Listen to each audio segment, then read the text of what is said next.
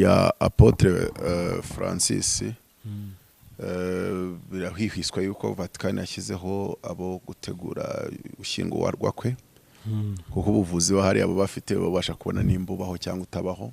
Media international ntayirerura ivuga ko yapfuye ahubwo nta nubwo Vatican iremeza uretse tuno abantu bari guforumira tumeze nk'uduskamu nyine kugira ngo hashye buriya nejo ku kimwe bari papa mwiyagiye akaza undi we hari igihinduka kinini cyane uretse ko ari umupapa uzarakasa mutwe oyaro yo nawe yakoze by'abandi batigeze bakinisha. Hari ibintu yagaragayeho abandi barigeze bagira cyane ibintu by'ubutinganyi.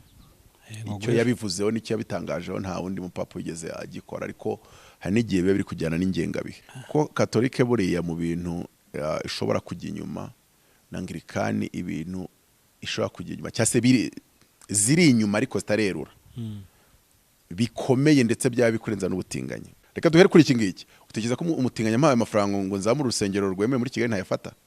No, Imana yabimbwiye yarambwiye ati uzayafate mu izina rya Yesu. Agusabye ko mubanza kuryamana. Yarambwiye ati ntuzavangirwe uzafata amafaranga. Agusabye ko mubanza kuryamana. Agakiza nikabonerwa muri mwe mugabanya amatiku n'amagambo kabonerwa muri Kristo Yesu, kandi nabo mvuze ngo bitanze ku nyubako basambana. Nukuri ijuru ntago uzari batangamo nawe wikwega gutyo kanuye amaso nk'urudagara wana buraye. Tareka abantu ijuru barigize iryabo nitwe tudakora ibyaha ende zako hari abasambanyi b'abanyabugingo utanazo bivuga. Imana y'ibizibwa mwibanga tike zakwatuza ngucaneho. Sinzi mba abahanuzi b'i Kigali Imana yari yahamya karabahanuzi. Ari profete nkunda bita Yubat Angel yigeze kuvuga ngo Imana yamuhishuriye ko mwisaba abahanuzi barindwi. Ati noneho reba abantu bose biyibuta abahanuzi. Ati kandi turi barindwi. Ati nge nabandi batandatu. Nanjye muzi ngo nzatangaza ibintu bikomeye. Mwisi ashaka ko abigisha barindwi. Nge nabandi batandatu. Ibi nabibwiwe n'umuntu wivuganiye n'umuyobozi wa Anglikani ku rwego rw'isi. Turi kumwe hariya turi Nobreza Hotel. Avuga ati cy'ubutinganyi nicyo gito kiri mu bitekerezwa. Ikintu kigoye ko abitorero mu bindi bihugu tuzabyiyumvisha ni ikintu cya ecumenism. Ecumenism cyari cyo idini imwe byihuza y'amadini. Kuba wajya kurimbuka abwiriza ngo Yesu siwe nzira yonyine igeza abantu mu ubwo cyo bisobanuye. Kardinal umunsi umwe azajya mu musigiti amuhe kwigisha yigisha. Namufite umunsi umwe azamuhe kujya muri Catholic yigisha. Ariko mukanya uvuze kuri Anglikani nibuka hari umusenyeri bita Birinda abagabo nawe no wo muri yari yandikiye bagenzi be. Habwa ati kuki mwatereye hagati mu ryinyo kandi mugenzi wacu baramushyize inyuma y'amaferabeta. Reka mvuge gutya ngo Anglican, ADPR, Catholic ayo madini ukaratatu n'abadive amadini manini yo mu Rwanda bwo ntekereje amanini. Muzicare mushyire mu mitwe yanyu davotet pour ne pas les appeler les tonneaux vides. Muzicare mushyiremo ko buri musenyeri afite ubushobozi bwo kuba yabiba miliyari mu gatuza mukabiha undi murongo utari uwo kwiteza leta na rubanda. Muzicare mubishyire mu mitwe yanyu. Bishoboka bite yuko abantu bashinja abandi kwiba amafaranga ya ADPR kugira ngo wigireyo namwe muze muyibe mwarangiza mukumva yuko ibyo bintu bigomba gushyigikirwa? First of all, mushyire icyo kintu umuntu nagira kuri level y'umuvugizi. Wari uri kumwe mu musenyeri yanditse ariko nabyo birangira bisobanuye ikintu ashaka kuvugira no kuri mikoro. Mbabari nsoma utuntu nkatunga he yanditse muri iyi baruwa yandikira abandi basenyeri. Icyambere, ese ko muri diocese habamo byinshi, umutekano w'umwepiskopi ugiye kuba uwuhe kugira ngo hatagira undi ugwa muri ibi bibazo? Icya kabiri, ese ko mbona ibibazo byihuse cyane aho inzego z'itorero zabonye umwanya uhagije wo gusuzuma no guha umurongo ibi bibazo, bibaye bitarasubizwa amateka yazabitubaza. Aho ngaho harimo ikibazo kuko still nawe iyo yanditse gutya nubwo ari mukuri umuntu ahita atangira kwibaza ngo ubuse iyi baruwa yayanditse yabanje kuganira na Archbishop. Hagatangiye kubona ko harimo kutajya imbizi, harimo akantu ko kutajya imbizi, kandi ako kantu niko kantu tuba tutifuza kubona. Warumbwiye ngo musenyeri yitwa Birinda abagabo Alex. Kugeza Archbishop mu izina rya Yesu. Reka dukomeze in the spirit. Kugeza Archbishop mu izina rya Yesu. No, synode yagomba kujera biriya bibazo bikarangira.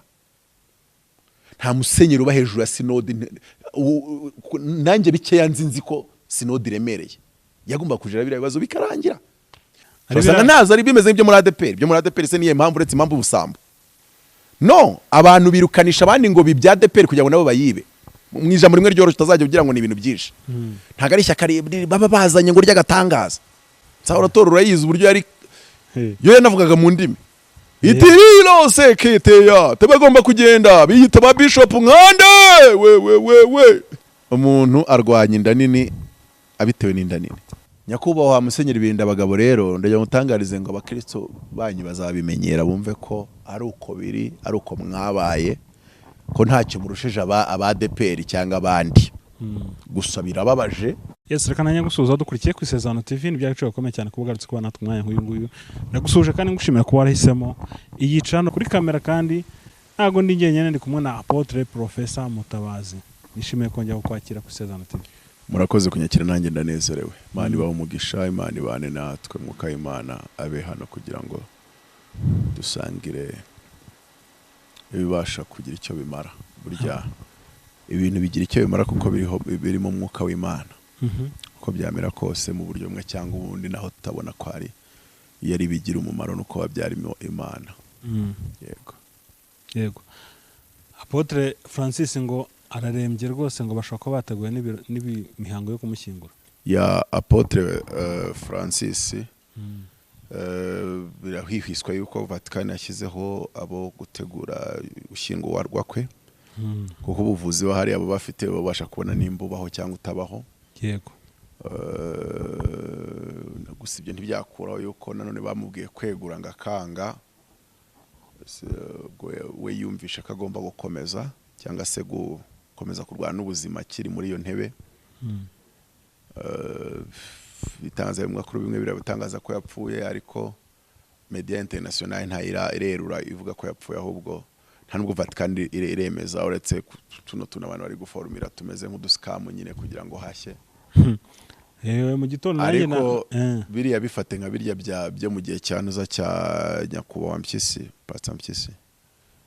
Uribuka ko byamaze ukwezi babitse kapfuye akora n'ikiganiro ariko haca mu kwezi kumwe n'ubundi arapfa byanyabyo nono cyangwa se n'umuryango utangaza kuriya. So ibyo hari ibirenze ariko buri ara nejo ku kimwe ngo papa umwe yagiye akaza undi we hari igihinduka kinini cyane uretse ko ari umupapa uzarakasa mutwe.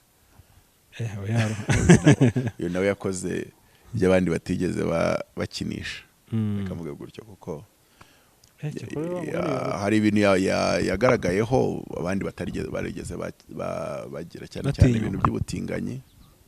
Icyo yabivuzeho nicyo yabitangajeho nta wundi mupapa wigeze agikora ariko hari n'igihe biba biri kujyana n'ingengabihe timing.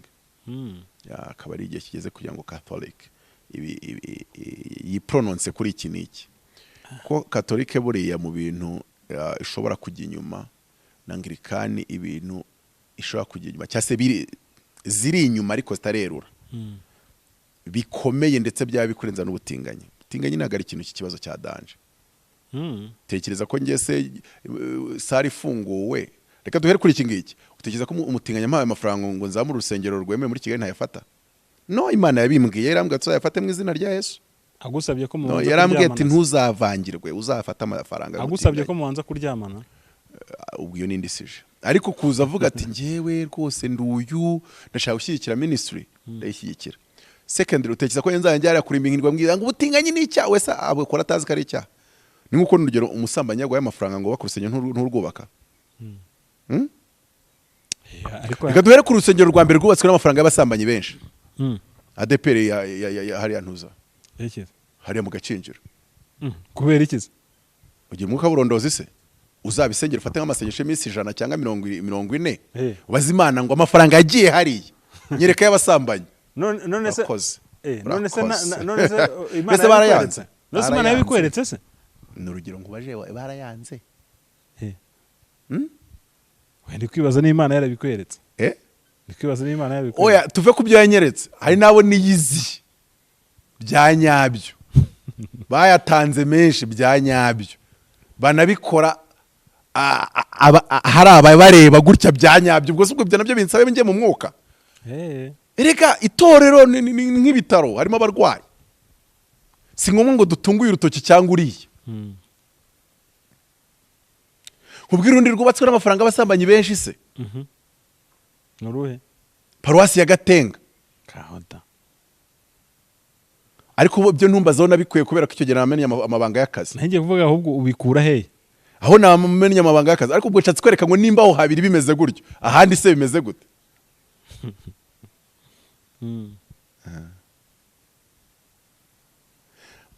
Agakiza nikabonerwa muri mwe, mugabanya amatiku n'amagambo, kabonerwa muri Kristo Yesu, kandi nabo mvuze ngo bitanze ku nyubako basambana. Nukuri ijuru ntago uzari batangamo nawe wikwega gutyo kanuye amaso nk'urudagara wanaburaye. Tareka abantu ijuru barigize iryabo, nitwe tudakora ibyaha. Ende zako wakoze. Cyo koze mu basambana harimo bamwe bazarimbuka, ariko utajyaho ni bose. Harimo n'abazajya mu ijuru. Hari abasambanyi b'abanyabugingo utanazo bivuga. Imana y'ibizibwa mwibanga tike zakwatuza ngucaneho. Imana izi ubwo buryo bwayo izagira gute? Nasubwo erega mu Roma haranditse ngo Imana yanangiye umutima wa Farawo. Ngo kandi yabwiye Rebeka iramubwira ngo njyewe gakuru naramwanze nikundira gatoya, ngo bataranavuka ngo hagire ukora icyaha cyangwa akore neza cyangwa nabi. Ngo kugira ngo bizamenyekanye ko bituruka kuri yo itoranya, bidaturuka ku bushake umuntu abigirira cyangwa se ubatari bwe. Haleluya. Amen. Mwabaye mureze mwaje murareka twigarukire. Nari mvuze ngo umutinganyi nayazana azubaka umurimo w'Imana, izina ry'Imana rihabwa icyubahiro. Kandi abayoborwa n'umwuka nibo bana b'Imana. Kandi no kubwiriza nge ntago nzanzindurwa no kwirwa nitendetse kano kumutinganya. Ariko nasenze. Reka nkwe nk'urugero. Usenze umutinganya Imana ikaguha ikirere n'amavuta yo ku buzima bwe. Ku buryo ajya areba umugabo ntiyongere guhaguruka. Cyangwa se ntiyongere kugira ubushake, nimba ari we batinga ntagire ubushake, nimba ari butinga ntihaguruke. Aravuga ngo se kuvuze ko yahaguruka, kuko si byo nabyo ni ibintu by'agatangaza. Yajya abona abakobwa n'abagore umuriro ukamwakana. Iyo bajya gutingana se uko batangira ngo iyo mbonye abagabo ngo numva binjemo. Arabatinganya babiri maze kumona kuricana ngo turashaka uzadusengere ngo kuri deliverance ngo nyine ukadusiga amavuta umubiri wose ngo ko dutunga ubutinganye. Cyagorike gusa. Nizere ko ubwo wumvishe message yawe. Urashaka ko kuri deliverance nawe unege kuko ngigukore. Donc ikigabo kirashaka ko ngo ngikuramo imyenda yose ngo nkakimena amavuta, kigatinyuka kikanabivuga. Ngo ndategura ituro aho bibera n'ibigoryi ryangaye se ry'ibihumbi 100. Cyagorike gusa. Ariko hari n'igihe umuntu agira ubugoryi ukabona bwaramwuzuye buramurenga. No abantu bambaye kurica no babiri. Bakakira undi hari ubwo se ngumene ibanga yuko nta uvuze izina ryawe, ariko nukaza umbwira ubugoryi nanone ku rundi ruhande. Ubwo mbivuze republic kugira ngo mubicikeho rwose. Ona nshonje ku buryo umbeshyeshye ibumbi 100. Ariko se ko ndi kwivugisha gutyo ari miliyoni 100. Ese tureke ibyo ari miliyoni y'idolari cyangwa 10 z'idolari, utekereza ko mandi kuvuga aya magambo? Aho niho mwatangiye kubera indyarya. Waba waragiye kumusiga amavuta se? Waba waragiye kumukorera deliverance? Icyo mvuga ni kimwe. Aho niho mubere indyarya z'ababeshya. Icyo gihe urasenga ukabaza Imana, warangiza ukamukura amafaranga akubaka umurimo, kimwe cyo ntimuri butingana icyo cyo akibagirwe, ariko nimba bimunejeje mu bwonko bwe, hari ukuntu Imana ikuyobora. Ubwo ndeke kujya mu bintu byinshi, hari ukuntu Imana ikuyobora. Sibyo? Tazamera nk'abantu babwira abantu ngo nimba mu kazi kawe bigusaba kubeshya ngo nakavamo ngo ariko ngende umukristo nzahora ndiwe. Ngo none se ngurumva ngo umuntu ngo nge naye ndi guca urubanza ngo biba ngombwa yuko ngo nemeza yuko kimuhama kandi nge mu nyurabwenge kitamuhama. We kigoryi ninde wagutumye kuzana nyurabwenge ryawo ngaho? Hari igihugu Imana yagwaye kuyobora. Nimba Imana ibona ko iryo nyurabwenge ryawe ryayobora yagwaye igihugu. Abraham ageze Imana itaramuha igihugu. Haleluya! Abraham Imana itaramuha igihugu sha none ndafashijwe. Ko ndi gukuramo abantu ubugoryi bwabuzuye ngo bari mu mwuka.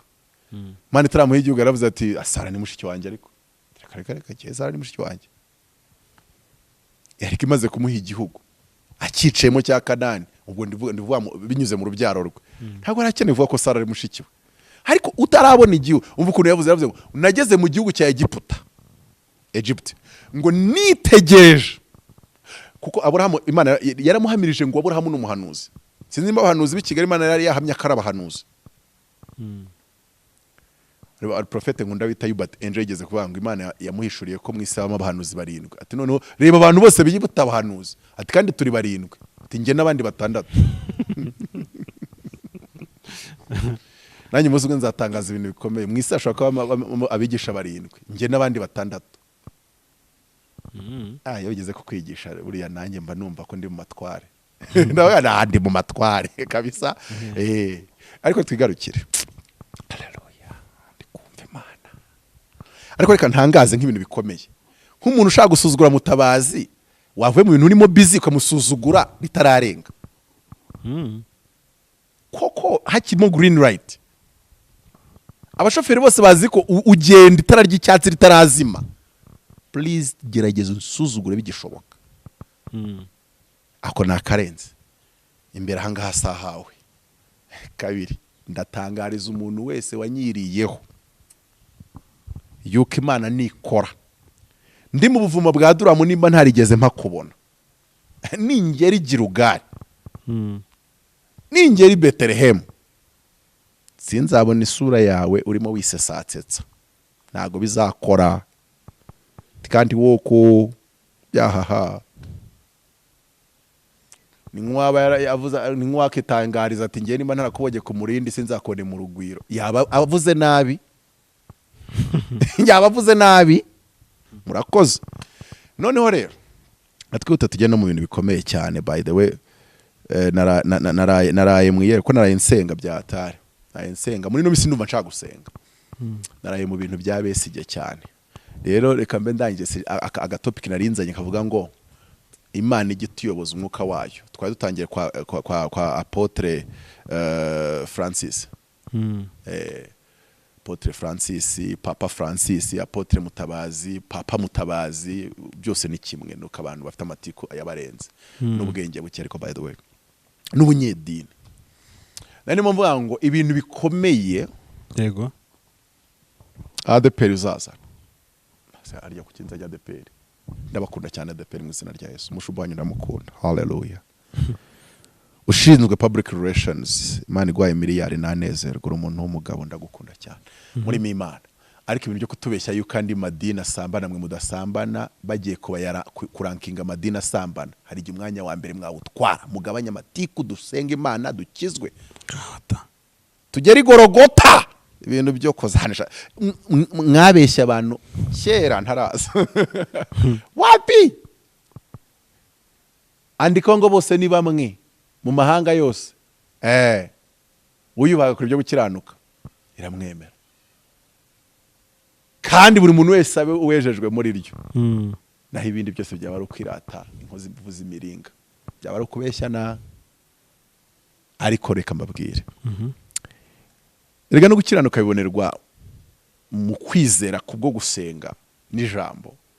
Ntago bibonerwa mu mbaraga bishyiramo cyangwa se n'iki. Ikindi Imana yo ntagireba nk'abantu. Abari gukora ibyo wita ibyaha bose siko iri bireba uko bireba. Sinakerezo ryabo rimeze uko ritekereza. Yewe sinako wowe nimba uri mu mbaraga uyu munsi uzahora muri izo mbaraga. Wasanga uri kubona mu ntege ari weje uzagusengera.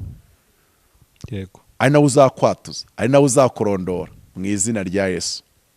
Aho twe twaretse ndabakunda cyane, ariko twese turi ku rugamba rumwe n'ukuri pe, turwana rumwe, turaswa kimwe, turasa kimwe, kandi twese dukeneye ububyutse na revival. Ije twese twanezerwa, ntihakagira abantu rero baza gukangata abandi no ariko shabye ibintu babamubwira n'ibiki. Hako ubwo muzi mushuti wanjye masharire n'uburyo yaduhabije. Murakoze. Kandi nuba ari kudushyira mu yandi mavuta. Murakoze. Kandi ibintu bimeze neza. Murakoze.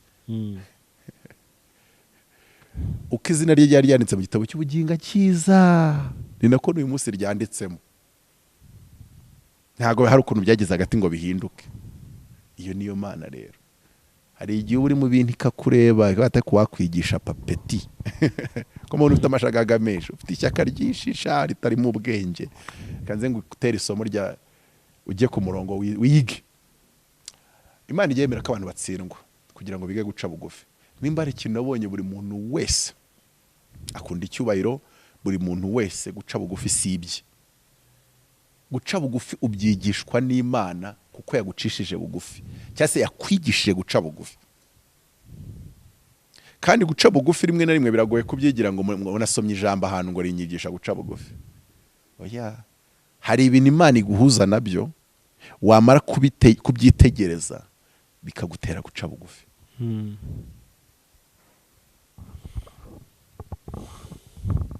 Bikagutera iki? Guca bugufi. So twaciye bugufi kubera ko Imana hari ibyo yaducishemo bituma duca bugufi. Nta n'impamvu dufite yo kwiremereza, niyo mpamvu duha agaciro abantu bose, cyane cyane abadusanze mu buvumo bwa Duramu. Tuvuga ngo wowe uri uwo mumaro, nubwo ntacyo wari unzaniye unsangayo, ariko wambereye umumaro. Nihute. Catholic na Anglican ibintu ziri gushyigikira ku rwego ruhando rw'isi, ariko bataragira public, nicyo bita ecumenism, ntago ari ubutinganyi. Nicyo bita ecumenism.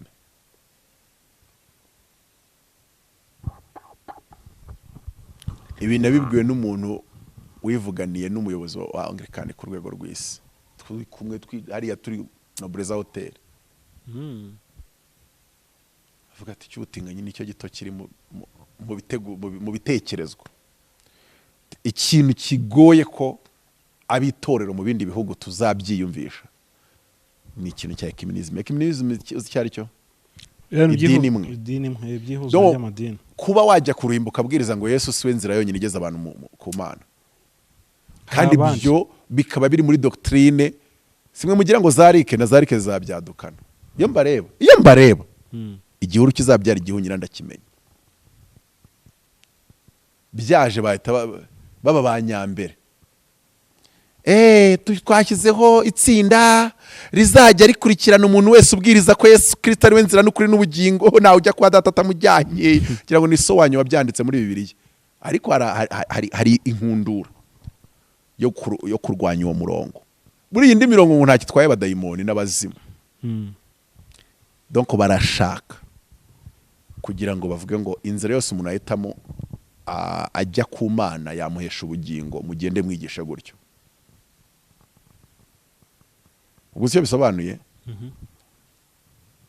Karidinali umunsi umwe azajya mu musigiti bamuhe kwigisha yigisha, namufite umunsi umwe azamuhe kujya muri Catholic yigisha. Like uvuga ngo like sinabwira ngo iki, nkuko uzaba profete babiri baba bafite amavuta atandukanye, nkuko uzabigisha babiri bafite inyigisho zitandukanye, ariko bose ari abarokore, bose ari abadeperi, ariko bose ukaba umwuka mu ruhimbi n'undi ukamuhira mu ruhimbi, kuko ibyo bavuga byose byerekeza hamwe. Yego. Byerekeza kuri Kristo, byerekeza ku bugingo.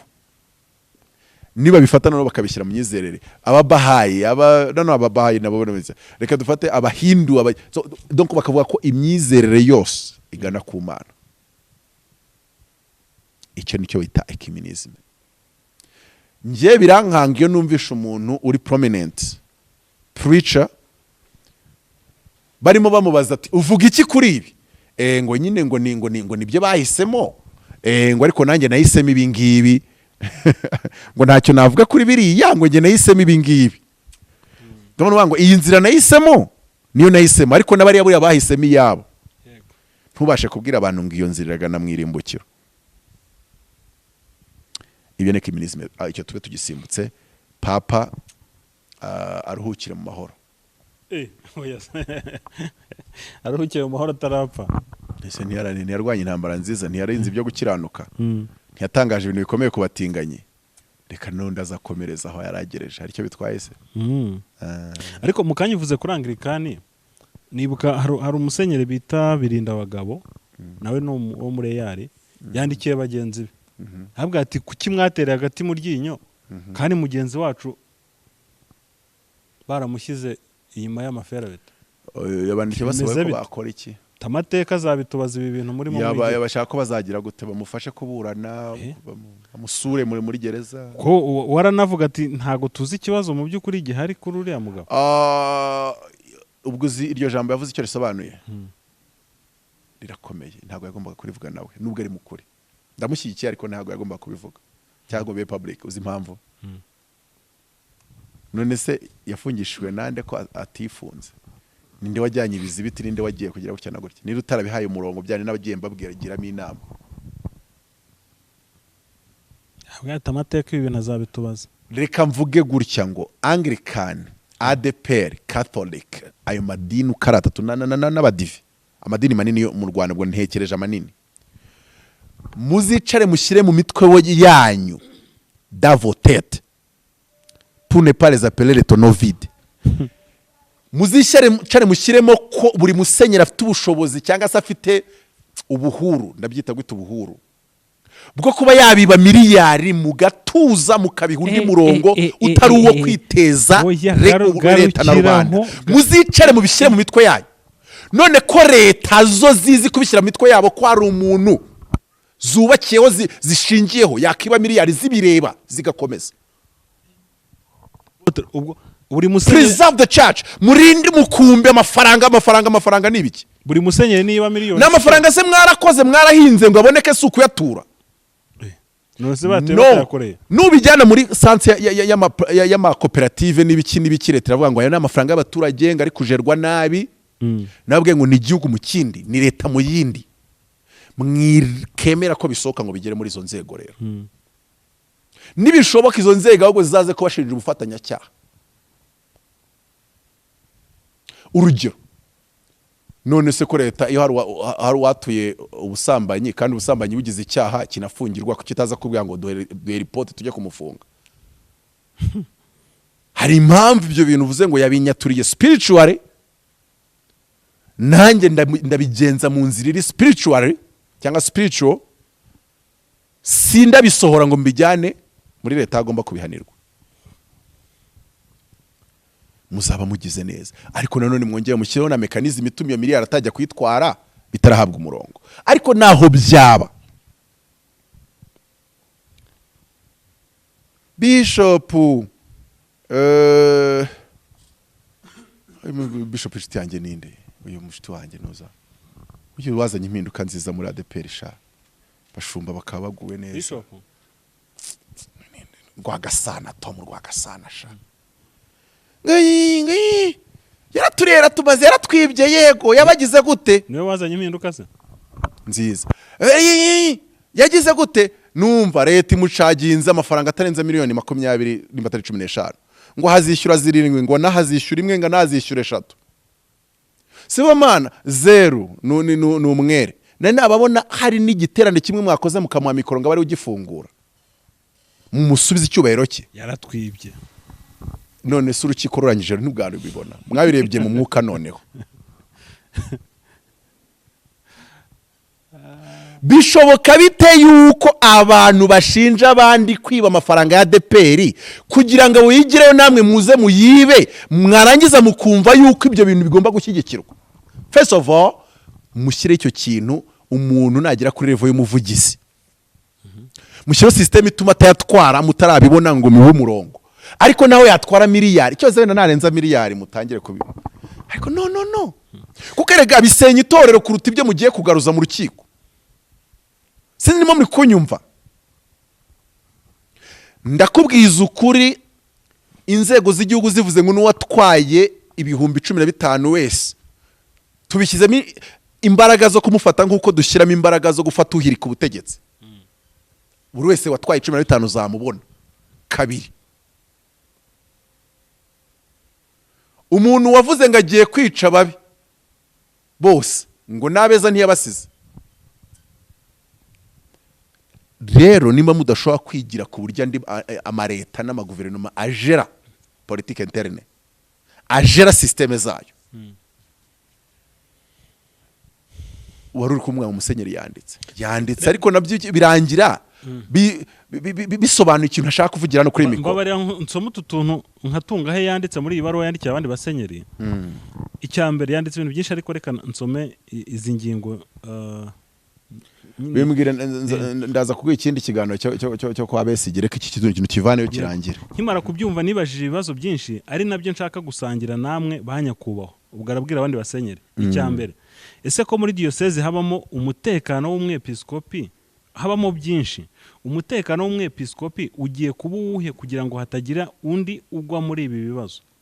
Icya kabiri, ese ko mbona ibibazo byihuse cyane aho inzego z'itorero zabonye umwanya uhagije wo gusuzuma no guha umurongo ibi bibazo bibaye bitarasubizwa amateka yazabitubaza. Icya gatatu, mbese ibyo Samweli aregwa ni ibyo tubona cyane cyane muri social media mu ruhame cyangwa hari ibindi tutabwirwa? Bibaye ari biriya tubona mu ruhame mwitegure kuko bikorwa na benshi, kereka bibaye bigize icyaha ku muntu umwe bitaba bigize icyaha ku wundi, ariko uko mbizi suka amategeko y'u Rwanda akora.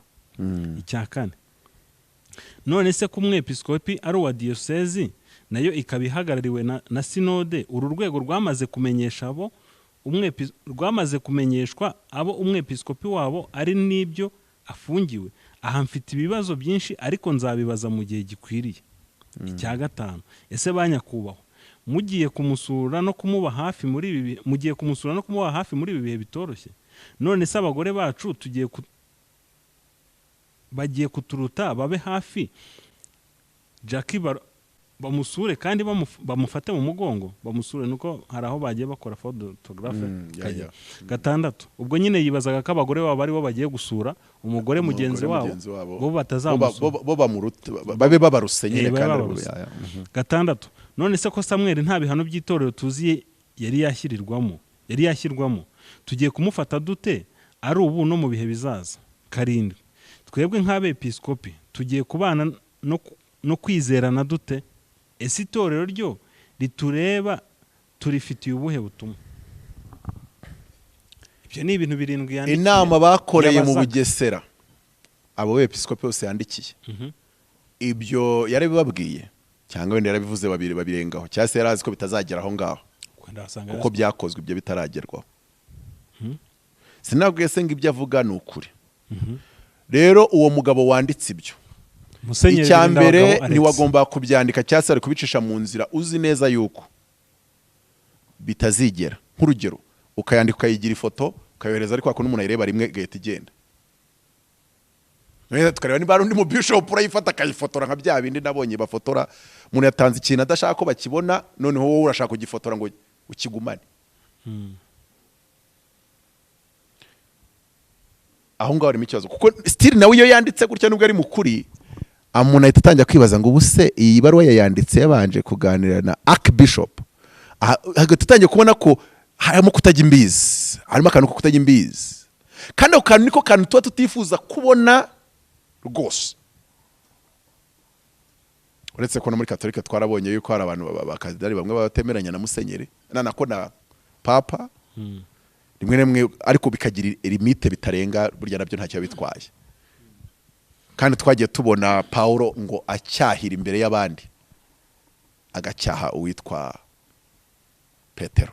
Ari Petero yerewe kiziyenza Yerusalemu, Paulo nawe yari kiziyenza mu ba Gentiles.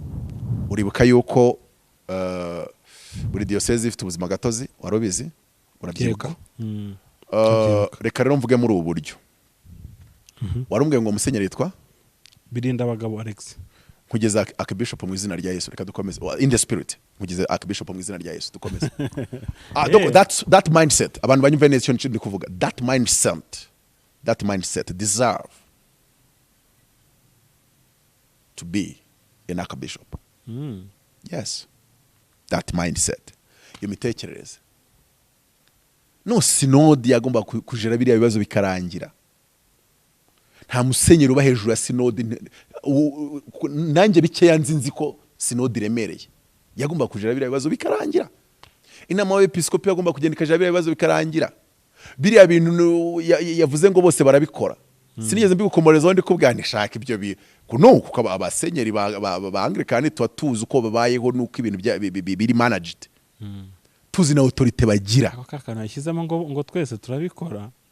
no uwo ni umunyakuri nubwo rimwe na rimwe ukuri mu kujera igihugu ko nababwiye ngo igihe cyose Anglikani bataratekereza ko bajera igihugu, ADP itaratekereza ko ijera igihugu.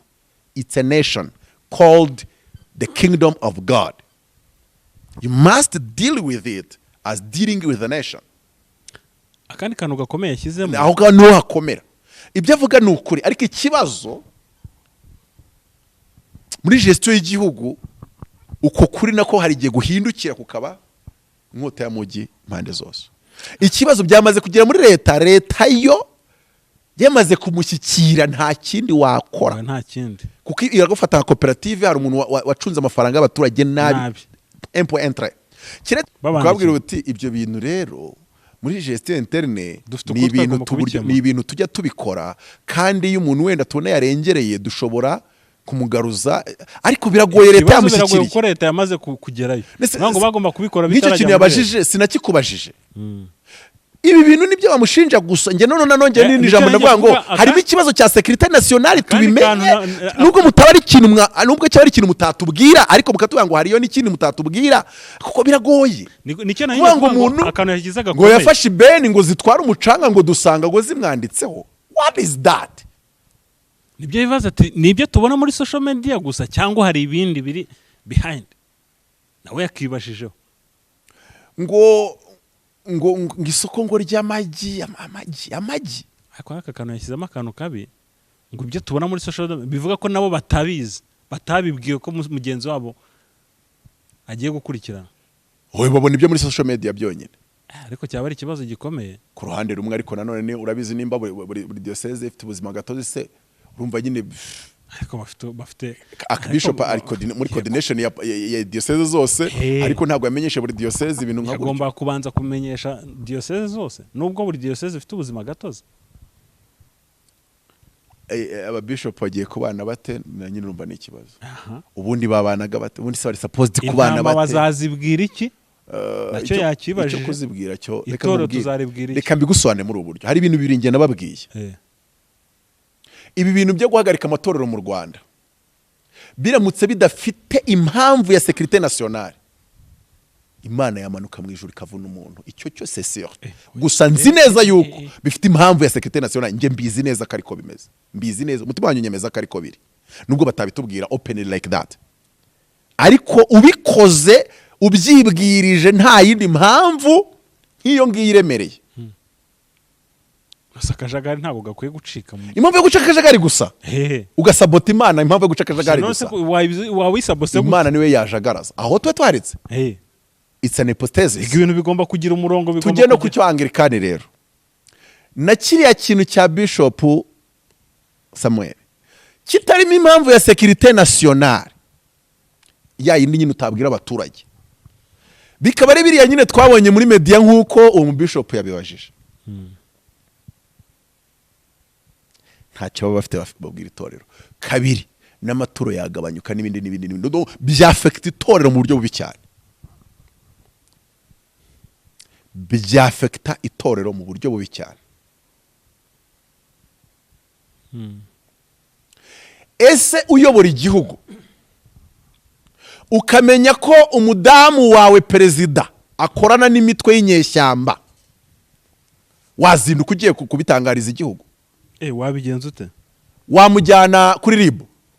Mama nyabura ko reba RIB yafashe cyangwa se urwego rw'iperereza rwafashe umudamu wase Barundi cyangwa se wa Kisekedi. Iyo hajemo kugambanira igihugu rega ntabwo biba byoroshye apotre. Ubu ngubu Kisekedi adafata uriya mama we numvisha atangaza ibintu bikomeye ngo bafate ngo indege ngo batwike ngo nk'isodomo n'igomora, amucaginge ko akorana na M23. Urumva ntacyo bitwaye niyo baba bakorana muri gestion z'ibihugu. Icyo kintu ntabwo ugikora. Uramufatwa mujyana nk'ahantu ukamushyiraho uburinzi ku buryo atanyeganyega, ariko ukanga yuko muri public iyo narrative ijyayo yuko yakoze ibyo bintu niyo yaba yarabikoze. Ubwo buryo nibwo buryo bajera ibihugu. Ni gute rero abantu b'Imana basigaye barusha ubwenge bwa gestion de nation n'abantu bisi? Turiya tuntu nakubwiye ndabyibukira ijambo nakoresheje. ndakubwira ngo turiya tuntu bamurega ni utuntu wakirukaniraho sekreteri kontabure wa paruwasi nanone not wa diocese cyangwa se wa diocese kabiri ukabije watwirukaniraho umupastor nawe wamuhagarika ntago wamufungisha at least kuki hagaze ku nshingano musenyeri yamutereye icyizere nyamutumye aba yicaye ku gatebe ariko iyo bigeze ngo urafunga erega ni ijambo riri mu Bakorino Paulo arababwiye ngo ariko se ngo narumvishe ngo muri mwebwe ngo abantu basigaye bajya kuburanira kuri ribu yo mwisi kwambirwa bikora ibice bitandatu ngo kuki ahubwo mutemera kurenganwa ariko nanjye ndatayanjwa ngo ndavuga ngo murarenganwa se ngo muremera kurenganwa ngo ahubwo simwe murenganya bene so ariko se ngo muri mwe habuzemo umunyabwenge waca imanza zanyu internally ku buryo mujya kuburanira ku bisi ari amagambo ya Paulo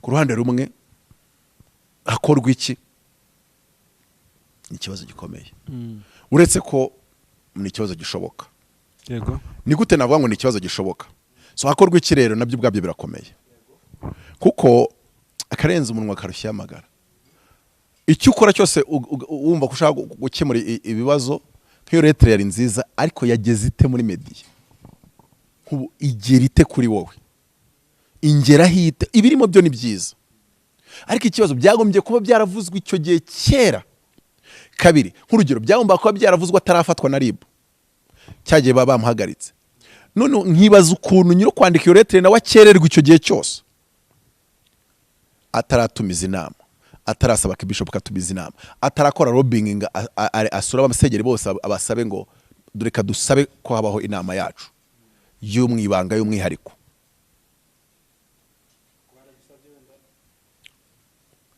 ikindi ariko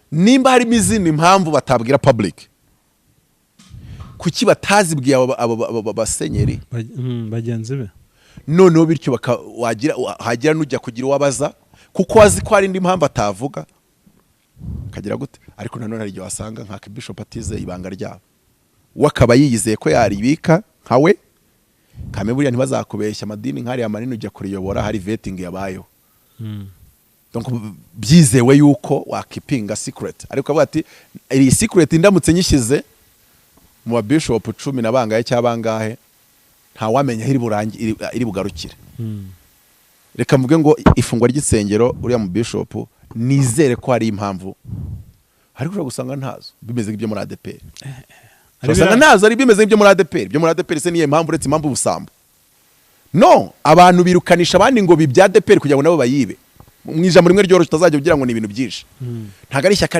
baba bazanye ngo ry'agatangaza nzahora torero urayizi nzahora torero urayizi uburyo yari yo yanavugaga mu ndimi itirilo seketeya tebagomba kugenda biyita ba bishop nkande we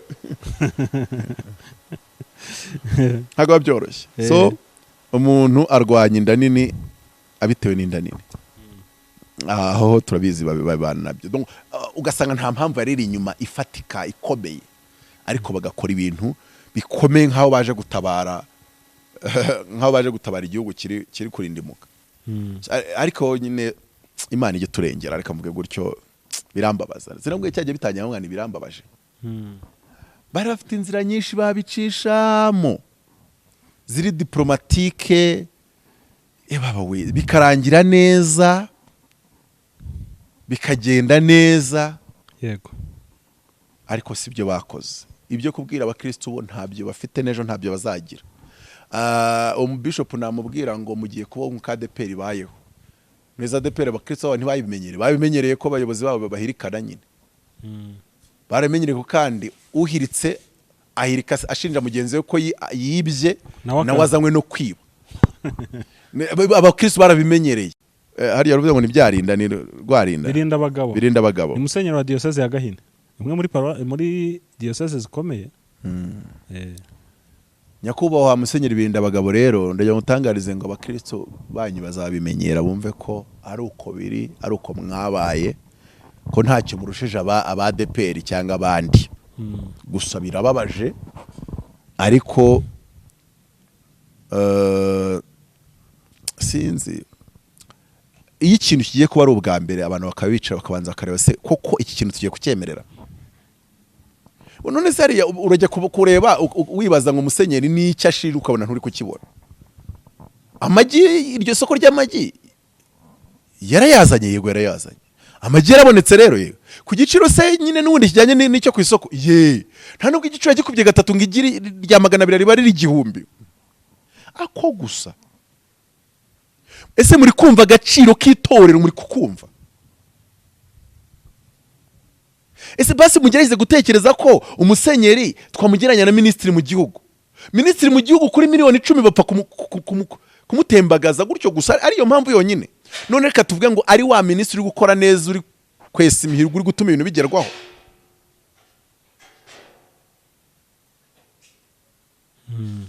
Nabonye muri Kongo bakunda ngo wita Therese Wagner ngo ni igitangaza ngo kubera ko ngo aho ko numvisha abantu bose bazi bamuvuga ngo bamuririmba n'abantu binjije ngo kuko ngo azi kugenda ngakarobinga wagwa amabuye ya Kongo se byaguswara iki nuko azi kuvuga icyongereza n'igifaransa neza.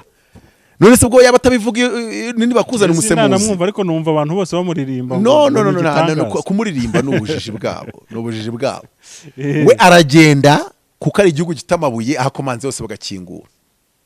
Bamara gukingura gafite na speech ngo ziteye ubwo. Bamara gukingura speech se nizi asabira u Rwanda ibihano. Ni ibyo se? Nayo zumvishe speech se muri UN ngo u Rwanda ndarusabira ibihano, yavuze bitanu ndacyabyibuka. Ati ndashaka yuko abanyapolitike babo n'abasirikare bakomeye babo mubashyiriraho travel ban, kubabuza ingendo,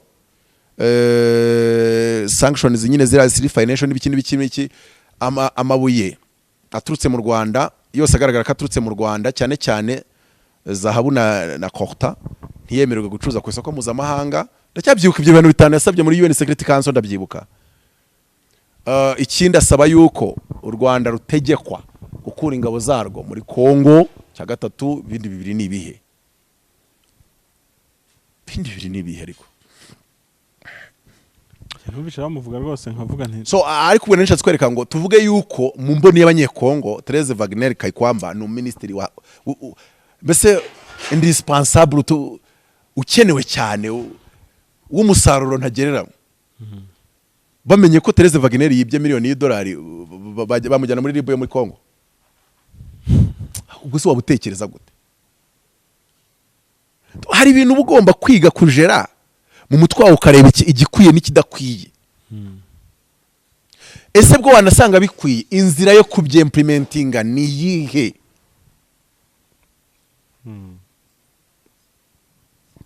Ku isoko ry'amagi uwo mu bishop se none katuzane none ibindi by'akasamutwe ngekamye yazanye umucanga. No, reka nkubwire aba bishop bari muri Anglican ushobora gusanga nimba ari 10-15 ushobora gusanga 80% bose babikora.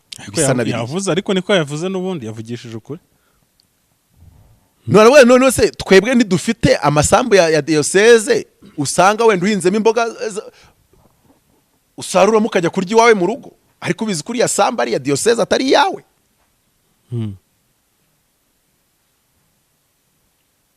Ariko ibyo ngibyo bagiye kukubuza kuyihinga mu sinodi niyo yabyemeza.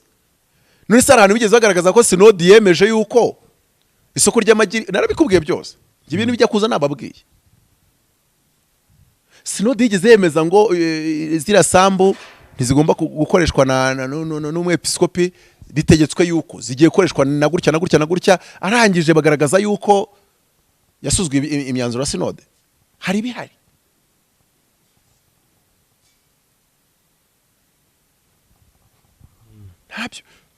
ntabyo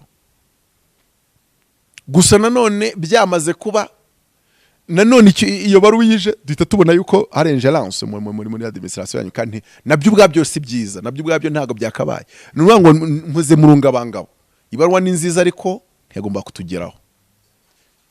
Ibyo ni ibintu umuntu akora verbalement. Ndagwa nk'urugero, hari ibintu byo mu butasi ujya ubona ngo communication y'ubutasi ngo ngiva mu butasi ijya kuri president ngo twayibonye.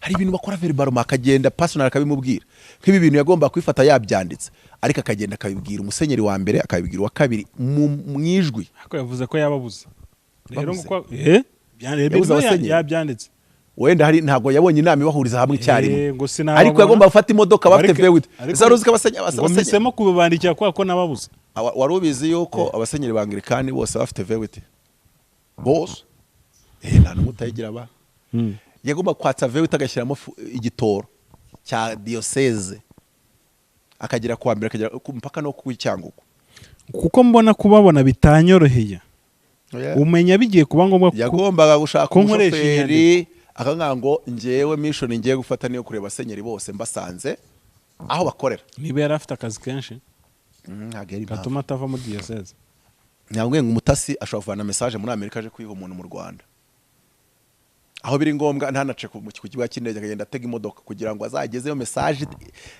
avec intégrité yayo reba nk'urugero ntago mba ndi kuganira ibiye barigiye kubibwira Emmanuel ngenda hayo ibyumba akajya kubibwira w'icyangugu ku munwa na Rick Bishop akamushaka akabimubwira ku munwa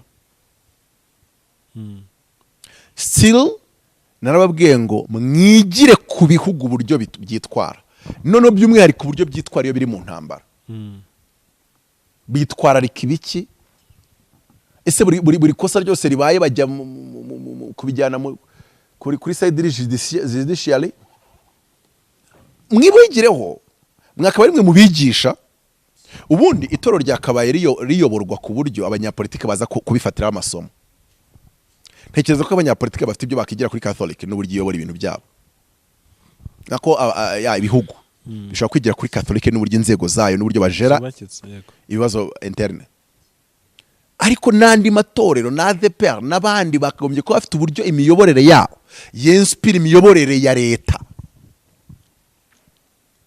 nje byazambabaza umunsi nazicara nkumva nje Mutabazi ntacyo mfite nababwira abayobozi ba leta ku rwego rw'abajya kuri Europe ntacyo mfite nababwira mu gihe bari gukora nk'amakosa byambabaza I'm a servant of God.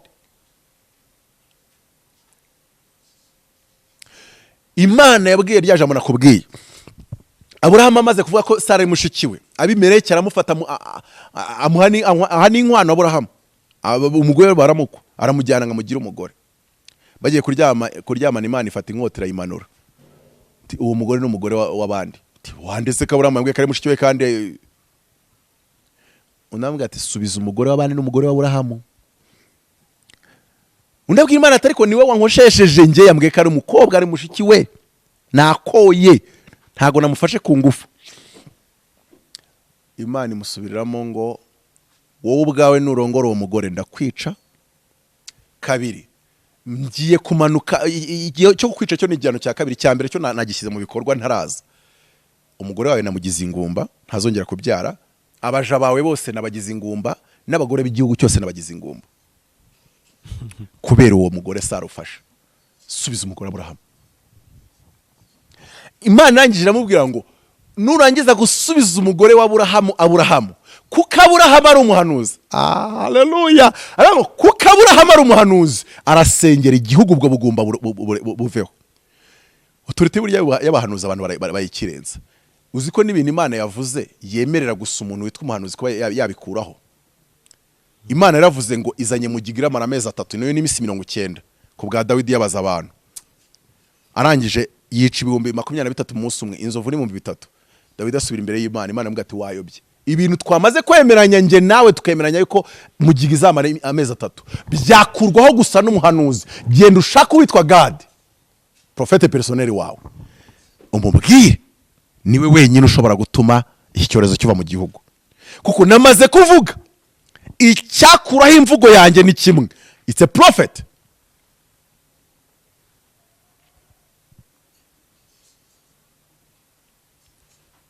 none kanigarukire Imana ibwira Abimeleki ngo kuko Aburahamu ari umuhanuzi azasengera igihugu cyawe no Imana niyo hamije ko Aburahamu ari umuhanuzi kuko abandi twari kuvuga ngo Aburahamu patriarche ariko twari kumwita ko ntago tuza Aburahamu hanura cyane ariko Imana yavuze ngo ya nubwo mutumvisha hanura ariko njyewe nk'Imana ndabwira Abimeleki ngo uri Aburahamu reba n'umuhanuzi niyo mpamvu ari busengere igihugu abagore bari babaye ingumba bigakurwaho uwo muvumo ugakurwaho bisobanuye iki nubanga Aburahamu yari afite icyo abwira Abimeleki n'uburyo yakemura ikibazo cyavutse mu gihugu cye. Igihe dufite itorero ridafite icyo ryabwira leta, ridafite inama ryakungura leta, ridafite inspiration ryaha leta, donc ngo babigireho, ni ikibazo gikomeye. Ikindi, nimba mu matorero yitwa kari manini mu gihugu harimo akajagari na instability, waruzi ubwoba biteye ibyo bintu. Njya nkunda Bishop Safari wo muri Zion, Mana komeze kumuduha mu izina rya Yesu, akomeze kuduhesha umugisha mu izina rya Yesu. Yakunda kuvuga ngo iyo abonye fuel mu modoka harimo essence cyangwa se karibira 5, amazutu ya 5, donc ari kugenda nywera kuri 5, yicuma imbere nywera kuri 10, atari gushyiramo full tank. Akabona muri stock yiwe mu rugo we nka Bishop, kuko nawe Bishop uhagarara amasengesho, mugabo w'Imana n'umujenerali w'Imana, na Pose Gitwaza aramwemera. Na byabazo byavutseyo kuri Safari ntiho wabihasanga. Ni umugabo w'umunyamavuta w'umunyamasengesho, kuko ni nayo office ahagarariye, ni ukuriye abanyamasengesho muri Zion. We ngiyo yabibonaga yitajyaga ajya gusengera abakristo bo muri Zion, akavuga ati ubu ngubu credits bamereye nabi, ubutikene bumamereye nabi, nabo stock zabo, mbese agahita amenya ko mu bakristo byakomeye. Nko kuvuga iki, ntabwo amatorero manini mu gihugu yagira ikibazo mu buyobozi bwayo ngo umbwire ngo mu buyobozi bw'igihugu ho biri stable. Nuko babikoze birajyanirana hand in hand. Niyo mpamvu ariko Paulo abwiye Timoteyo ngo wikizanye n'abubwiriza n'abakumva. Tugomba kugira ubuyobozi mu itorero buri strong, kuko nibwo buryo bwonyine igihugu cyagira ubuyobozi buri strong. Ndavuga system ziri strong, kuko u Rwanda nta ubihakana rufite umuyobozi at the head uri strong, ariko nta uzi how strong the system is and how vulnerable it is. Ariko urahita ubibona no mu madini. Nese ubwo nubona ko Anglikani Archbishop ari strong, Mbanda rwose ari strong, cyangwa se arahagaze aremye nta kibazo kimuriho, nta mwotsi umunukaho. Ariko within ibyegera harimo icyo kibazo, kandi muri ibyo byegeraga niwe azavamo Archbishop uzasimbura uriho. Nese nuzi Anglikani Archbishop Corinne aracyahari, aranakomeye, ko bagira imyaka bareta yaringiraho. Archbishop Rwaje nawe wamukurikiye aracyahari, nawe arakomeye. None uyu nguyu wakurikiyeho nawe ashobora kuritayaringa, nawe akaba ari aho ku ruhande. Hagomba kujyaho umwe muri abo basenyeri, ntagava ahandi hantu.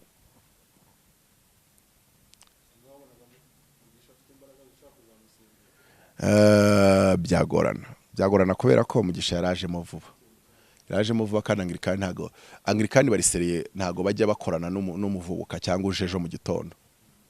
Anglikani ntago bameze nka rya dini nakubwiye riyoborwa n'abantu baririmbaga muri Jehovah Jireh, bize kuri yeri kare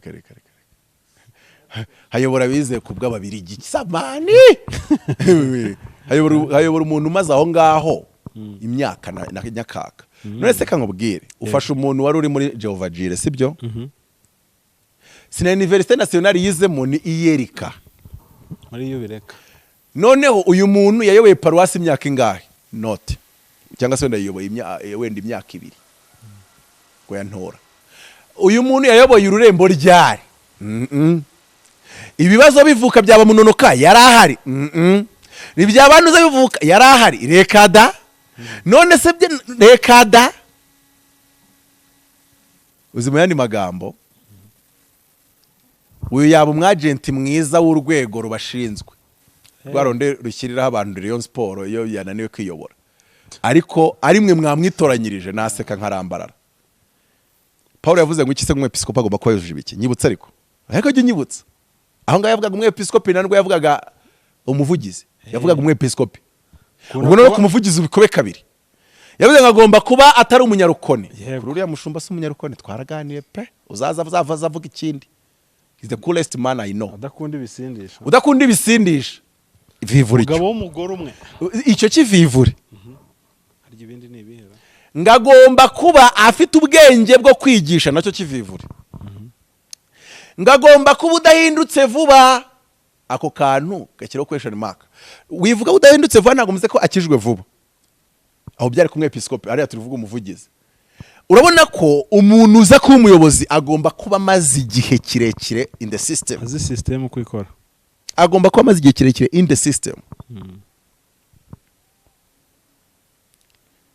wena ni nkayo mpamvu habayo kureba kure ubwo his excellence icyenda kanataye saba president akaba president 2003 almost after 10 years ari n'abantu bakeka ko 10 years ari nkeya ni nyinshi ariko buriya muri 2003 at least abanyarwanda bari bamaranye nawe nyine iyo myaka 10 mu nshingano zo yararimo bamureba uburyo azigira gute azitwaramo ntago umuntu aza erega nacyo kibazo Kongo ifite Tshisekedi yagaragaye muri Kongo ku nshuro ya mbere aje kuba president seveye nuko ari umwana wa Tshisekedi gusa uruzi yaba Etienne Tshisekedi uri kusukuma ku myaka 80 ushyizeho byibuza ahubwo agomba kuba adahindutse vuba agomba kuba atinjiye muri systeme vuba agomba kuba ataje vuba reka njye none mbikubwire ukuntu neza ndakubwiza ukuri Rurangirwa ndamukunda cyane muri ADPR sinzi wenda eta ya Santa afite uyu munsi muheruka kera gusa icyo nibuka nuko ajya kuyobora ururembo rwa Kigali Imana yabitubwiye twiciye mu gatenge ikoresheje Prophète Solange bari baramuhagaritse ari mu rurembo rw'Umutara ayo makuru nayo kwizerwa nayo kuri nayo nicaye hasi ku mukeka yicaye ku ntebe ya plastique ubona bisa n'ibyamuyobeye Cedric aramubwira ati mushumba muzehe irambwiye ngo ugiye gusubira muri ADPR kandi uzayobora ururembo rw'umujyi wa Kigali Mutabazi uretse ko nabifatiye ku munwa ningiye kubivuga naravuze n'uyu mukobwa dore ko yarakiri mutoya ibintu byo kwihandagaza akavuga ko umuntu azasubira muri ADPR n'imyaka maze bamukize hanze kazanayobora ururembo rwa Kigali ntavuge kazasubira no kurwa Umutara ntingibi bintu ntago nzabyemera nzabiverifiya nibi bintu mana ubirebe nzabiverifiya haciyemo umwaka n'igice nta nubwo haciyemo igihe kinini araruyobora kuko nzi ko Imana yamuvuzeho rero ariko tugiye kubara nk'urukundo namukunda we n'umuvugizi umuvugizi ariye yamurusha amanota sinzi impamvu ariko kintu uko nivugishiriza ukuri tubigenanemo neza simfite impamvu ituma nanga Rurangirwa ariko ugiye kubara ngo ninde ukunze kurenza undi sinzi impamvu umuvugizi yafata amanota menshi manzara ko yanumiye tukicara tukavovora none nkumva ari kuru byatari ariko ibyo simbivuge kuko noneho Rurangirwa we nicaye niwe muri salo icyo gihe nyine ariko baramusohoye atarasubiramo nabwo kuri taburamanje yiwabo ndavovora mu mari magambo aba bantu babiri bumva ko dufitanye mu mateka si menshi cyane si manini cyane ariko sinzi impamvu waje ngo ninde ukunze kurenza undi umuvugizi uri hariwe nashyira imbere ariko nk'urugero utekereza ko mbajije ngo muri babiri ninde ushaka kugira umuvugizi wanga amazima nk'abahandwa habona niyo abo bashyiriraho za Rayon Sport abayobozi baza kubimbaza nahita mvuga nti bayobozi beza Rurangirwa nabo umuvugizi uhindutse vuba abaretse gatoya yigira ku birenge ahubwo nawe nyuma y'imyaka nk'10 bibaye ngombwa azahita ahubwo uwo muntu nimba mubona yabishobora ni mumumwegereze cyane abari hafi yige cyane abyige cyane n'ibiki so hari ukuntu nabiri commendinga nshingiye kuri iyo principe ivuga gutyo. Hari igihe usanga principles tuzirengagije, ntago mvuze ko umuvugizi akora nabi mwoka byara, mwabwo nshatse kuvuga ngo ni ihame. Narindi kubivuga nganisha bari muri Anglikani kuvuga ngo uriya Samweli yinjiye ku busenyeri vuba rwose. None se utekereza ko cyangwa uzabaze Rutayisire ngo ko ubundi batora mu bantu babiri, ibyumba musenyeri uriho bamutoye hagati ye na pare wanjye wabaye pare wanjye njya kusezerana muri Anglikani. Hari n'abantu batazi ko nasezerana muri Anglikani. Hagati ya babiri pare wanjye ntibamutora, batora uwundi. Umbajije ku rwanjye ruhande nakubwira ntibatoye neza. Uzi gutora abayobozi bahisemo neza. Sukunda atayobora ariko uwo wundi afite musenyeri Anglikani w'ibyumba ndamugutuye. Yese ntibyazanantungura wenda numvishe ngo bamugize Archbishop. Ntago mvuze ko agiye kuba we kuko rwaje yari ibyumba mugira Archbishop, ahubwo ndavuze ngo afite muri we impano y'ubuyobozi iri hejuru cyane. Kabisa arabyumva, ni umuhanga cyane. So ariko reka tuve kuri iki ngiki tugaruke ku hariya navugaga kuri Rutayisire. Rutayisire nawe yari kuko batura hagati ya babiri, nawe yari izina rimwe mazina abiri yashatswemo musenyeri wa Kigali. Sinzi nimba information nzanya ni shyashya ariko ntekiza kiri official cyangwa si public. Bibaye atari byo ntago ne kubivuga ariko natekiza ko bizwi public ariko byagenze. Utwara igenge mbanze information nk'izo mvuze z'ibyumba ari n'abantu wenda batanazizi kandi babibyumba n'urugero. So ntamenye ngo bahisemo muri aba babiri kuko habaho gutora. Abari amatora pe. Rero hano mu mujyi batoye uwo batoye nyine muzi Rutayisire arasiga. Tuganira numvaga mbwira ko bitari binamuriho cyane ariko kwa kunda abantu bakunoma, ariko we kubwe yarambwaga ati nakundaga evangelization kandi wamaze kwa musenyeri ku evangeliza cyane ntago rwose wabubeshye.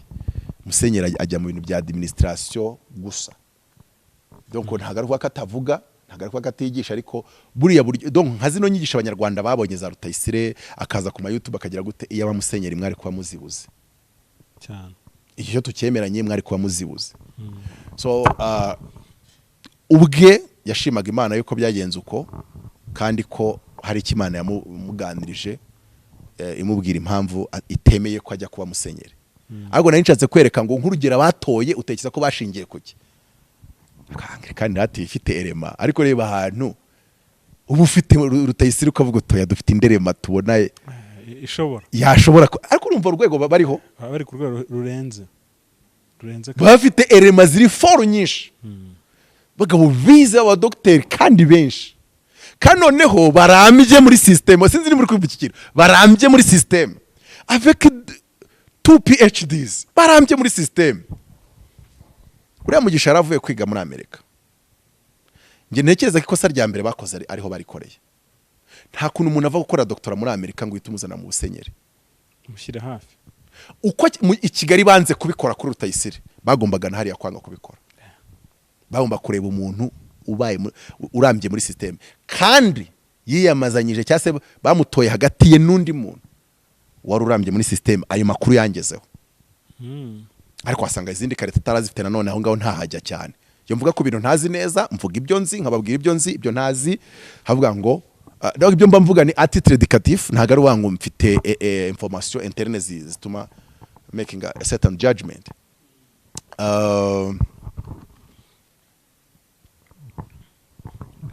Niyo twakerekera ku musozo w'ibyo twavugaga Anglikani tuyisengere, ariko ibyo bakoze ntibibaho, narabivuze nzanabisubiramo ntibibaho. Kandi aba bakoresha ayo makosa ni abanyapolitike, bo barabizi ko mu isi yabo ya politike batakora ayo makosa bari kubakoresha. Ariko nuko berako batekereza ko bayoboye igihugu mwe muyoboye koperative cyangwa se NGO, but it's not an NGO, it's another nation. With a different culture, a unique culture, with a different philosophy, with a different politics and everything, and different agenda. Icyo ntibakizirikanye. so nshimiye rero uwo musenyeri wa Gahini yuko we abifite ku mutima we. He has a spirit of an archbishop. Ubwo urumva hagize ungisha inama ejo ati mbanda ko ageje imyaka ye yo gusimburwa, natangira kumva harerema ndi gutekereza, kuko erema nk'iyo ngiyi ibasha kureba kure kandi kabasha kwitonda mbere yo gufata umwanzuro, ukabanza kureba uyu mwanzuro uratuganisha hehe, nyuma y'uyu mwanzuro birangiza iki, none ukamenya gufata umwanzuro ukwiye atari uko wakanye ikosa ryakozwe. Nka kuriya nyine yavugaga ati ese buriya mutekereza ko biriya mubisatse mu bandi basenyeri mutabisangayo. Gusa ari ahantu hari ikintu agomba none kuzirikana, hariya yarabikoraga byamaze guteza umwiryane muri systeme, sibyo? Ariko iyo ubikora muri diocese yawe ariko abantu mukorana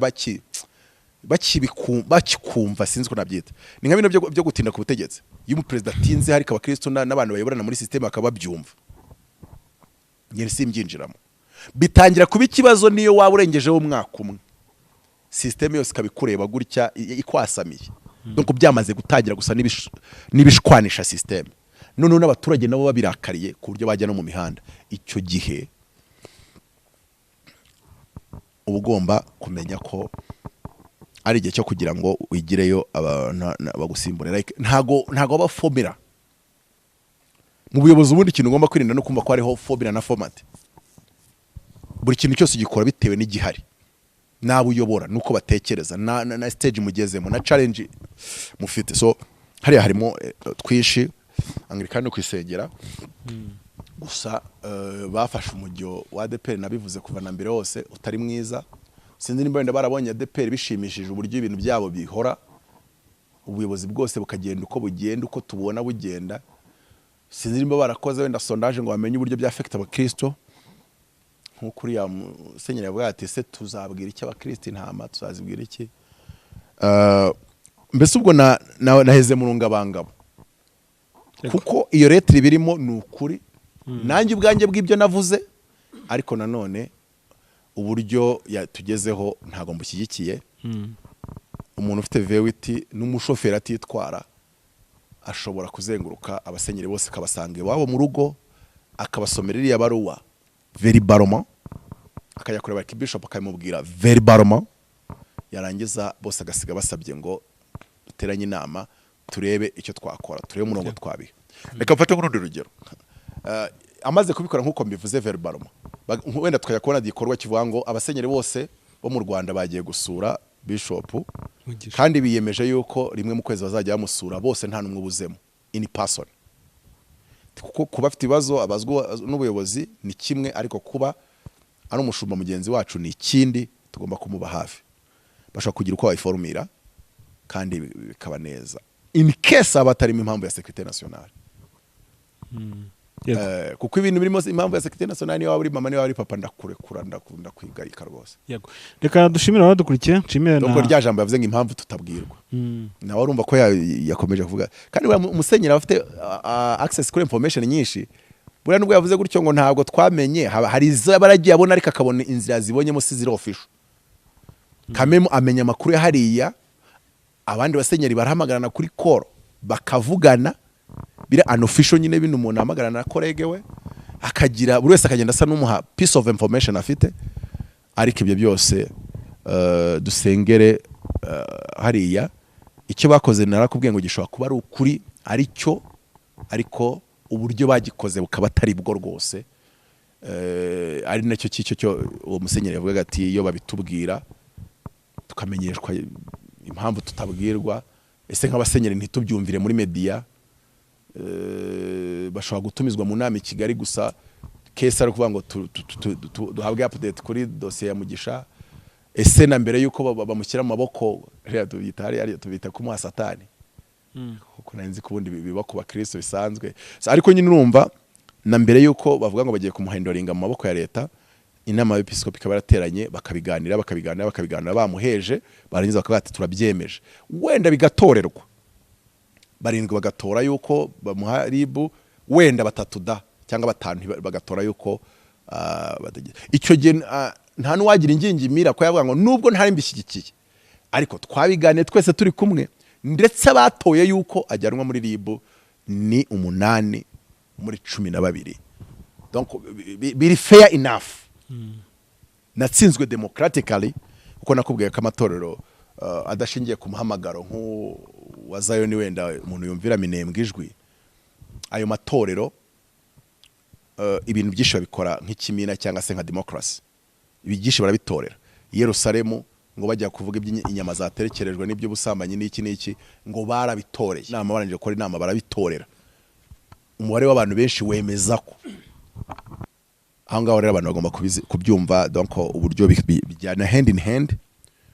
Abahamagaye bagira uburyo visionnaire abigena, bariya baba bafite itorero ryubatse kuriya, it's democratically, aba bishop bakajya hamwe bakagira icyo bemeza, synod ikajya hamwe ikagira icyo yemeza, n'ibindi. Mu by'ukuri rero hariya reka tuvuge ngo mbabajwe niyo baruwa yatugezeho, nkanezezwa n'ibiyanditsemo, ariko nkabazwa n'uburyo yatugezeho. Nkomeza avuga ngo Anglikani tuyisengere niyo gusengerwa, noneho ibindi muri rusange abantu musengera itorero ryo mu Rwanda ntago bikiri impuruza n'ibintu n'amaso y'umuntu yareba. Itorero rikeneye amasengesho, abakozi b'Imana bakeneye amasengesho, abavuga butumwa bakeneye ububyutse, bakeneye kongera kuvugururwa mu buryo bw'ubuyobozi na administration, bikeneye andi mahugurwa n'ukundi gucagingwa no gukarishywa bundi bushya. Mu by'ukuri itorero mu Rwanda rirageramiwe, uretse ko si mu Rwanda honyine, ni imisi y'imperuka, ni imisi mibi, ni imisi nyine isaba gusenga cyane, kandi abantu benshi muri no minsi gusenga basigaye barabishyize kuri secondary option. It's not a priority kuri bo. Umwigisha wigisha igihe kirekire yumva yuko umuntu uyoboye igihe kirekire yumva ko gusenga ntaga umwanya munini cyane. Niyo mpamvu nyine turazana umuntu avuye kwiga doctora muri Amerika, ibintu nk'ibyo ngibyo, yiza ari umuhanga, ibintu nk'ibyo ngibyo, ariko se kafite doctora ni kimwe. Twanarebye kuri side yo gusenga, ese kafite doctora mbyumva. Twanarebye kuri side ya temperament ye, character ye. Ese uriya Bishop Samuel bigeze abona umwanya wo kujudginga imiyoborere ye? Ese yigeze ayobora ahantu havuka ibibazo bareba uburyo abijera? Ese yigeze aba nyine muri system long enough agahura na challenge n'ibibazo bitandukanye akabihendoringa long enough kugira ngo umurobanure, kugira ngo umugire icyizere? Reka nsoreza aho ngaho. Mwuka byaramwe ndabakunda, Anglikani ndabakunda, umuvugizi wa ADPR ndagukunda cyane, I love you so much. Kuba navuze yuko Rurangirwa amaze muri system imyaka myinshi, and he survived a lot of waves. Nukuri ntaho bihuriye n'urukundo ngukunda, nuko ari ukuri, kandi ukuri kwa it's facts.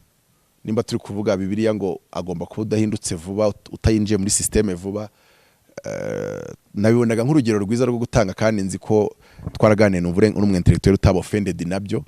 Kandi ikindi ibyo binavuze ntibyenda kubejo mu gitondo, kuko Rurangirwa ari muri retirement. Mwuka byaramwe ni nkuko twavuga Sibomana nawe ari muri retirement, so byari urugero gusa, just a titre exemplaire. Reka dushimire Apotre Mutabazi ndetse n'abadukurikiye. Ku muntu wifuza kumuvugisha, nimero ye ni 0788 30 95 13. Ibiganiro byacu by'akagaruka. Shalom.